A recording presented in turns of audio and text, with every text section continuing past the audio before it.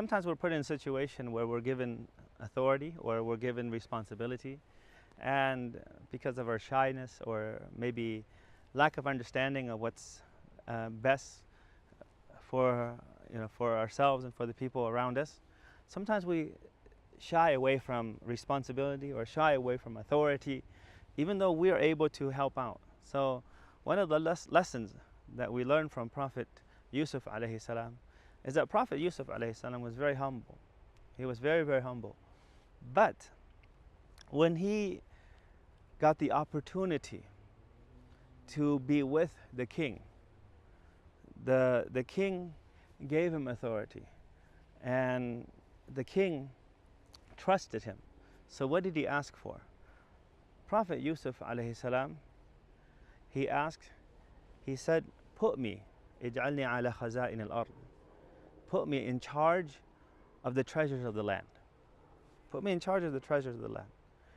And of course, if you have authority over the wealth of a nation, if you have control over the wealth of the nation, you're going to have a lot of authority and power and strength. But Prophet Yusuf alayhi salam asked for it because he knew that Egypt was going to go through some difficult times. He knew that Egypt and the Egyptians and that people would be suffering. And not only Egypt, the people around the area, because there was a severe drought that was happening in the area around Egypt and the surrounding areas. And so there was going to be a famine unless there was someone who was trustworthy, who was capable of responsibly taking care of the wealth and the treasures of the land. And so he asked for it because he wanted the best for the people. He wanted the best for people. And by default, we're not allowed to ask for leadership.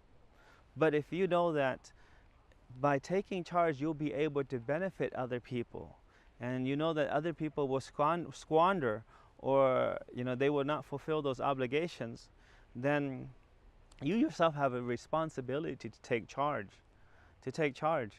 And when you do take charge, then try to use that authority to benefit the people, to help the people, and to alleviate the sufferings of the people. And so that's what Prophet Yusuf alayhi salam did when he got that opportunity.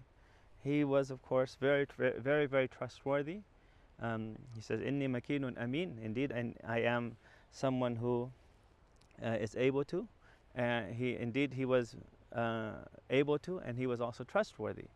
And so that's why Prophet Yusuf alayhi salam took that responsibility, because he knew that he could benefit the people and he benefit the land. And another lesson that we learn here, he was living amongst non-Muslims, and so he took authority, and he had the authority over other people. And so as long as you're able to help other people, even in a non-Muslim land, if you have the capability and the opportunity to have authority and to help other people, then use it and take advantage of that to do that which is pleasing to Allah subhanahu wa ta'ala and most beneficial for the people.